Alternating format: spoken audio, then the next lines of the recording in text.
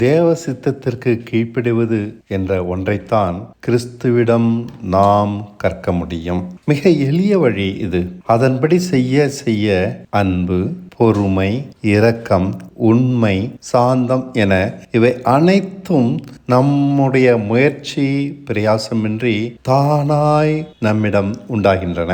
நம் எந்த பிரச்சனையையும் நீடிக்காது, நம்மிடம் பூரணமும் முடிவில் நிறைவேறுகிறது. கிறிஸ்துவை சேர்ந்த ஒருவன் கிறிஸ்துவை கற்காமல் இருப்பதால் அந்தி கிறிஸ்துவாக மாறிவிடுகிறான். கிறிஸ்துவை போல நடக்க அவனுக்கு தெரியாதபடியால் அந்தி கிறிஸ்து என அவனை அழைக்கலாம். கிறிஸ்துவை சேர்ந்தேன் என்று சொல்லியும் அவரை அறியாமல் இருக்கிறானே. கார் ஓட்ட தெரியும் என்று சொல்கிற ஒருவன் கார் ஓட்ட தெரியாதவனாய் இருந்தால் ஆபத்து தானே. அவனை நம்பி காரில் ஏற முடியாது அல்லவா? கிறிஸ்துவை சேர்ந்தவன் என்று சொல்கிற ஒருவன் அவரை நன்கு கற்றிருப்பது அவசியம்.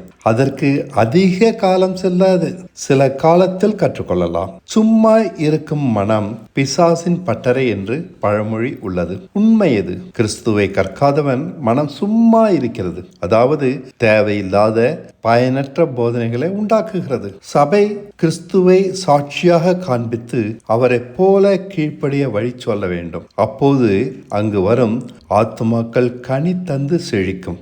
சபையின் போதனை கிறிஸ்துவை அறிகிற அறிவாக இருக்க வேண்டும். என்னுடையதெல்லாம் உம்முடையது என்று ஜனங்களுக்கு சொல்லி தந்து அதில் பழக்க வேண்டும். உம்முடையது என்றால் தேவனுடையது. பிரச்சனைகள் அனைத்தையும் மேற்கொள்ளும் வழியில் தேவன் காண்பிக்கிறபடி நடந்து கீழ்ப்படிய கற்றுக்கொள்ள வேண்டும்.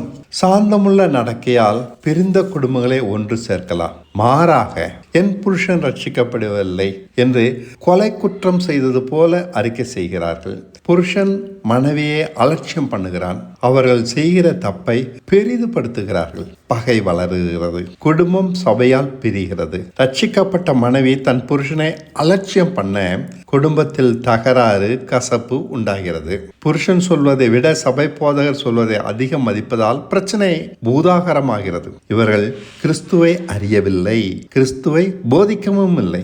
மாறாக அந்தி கிறிஸ்துவையே போதிக்கிறார்கள். தன் அனுபவத்தில் கிறிஸ்துவை கற்காத எவனும் கிறிஸ்துவை போதிக்க முடியாது. பலவித கட்டுப்பாடுகளினாலே சுவிசேஷம் என்ற பெயரில் போதிப்பான். மாறத் தெரியாத, மாற முடியாத மனுஷர்களுக்கு இந்த போதனை என்ன செய்திடும்? வேதத்திற்கு தன் புத்தி சொல்கிறபடி விளக்கம் கொடுக்கிற எவனும் அந்தி கிறிஸ்துவே. வேதத்தை தன் புத்தியினால் புரிந்து கொள்ள முடியாது. தேவன் தரும் அனுபவங்களால் மட்டுமே புரிந்து கொள்ள முடியும்.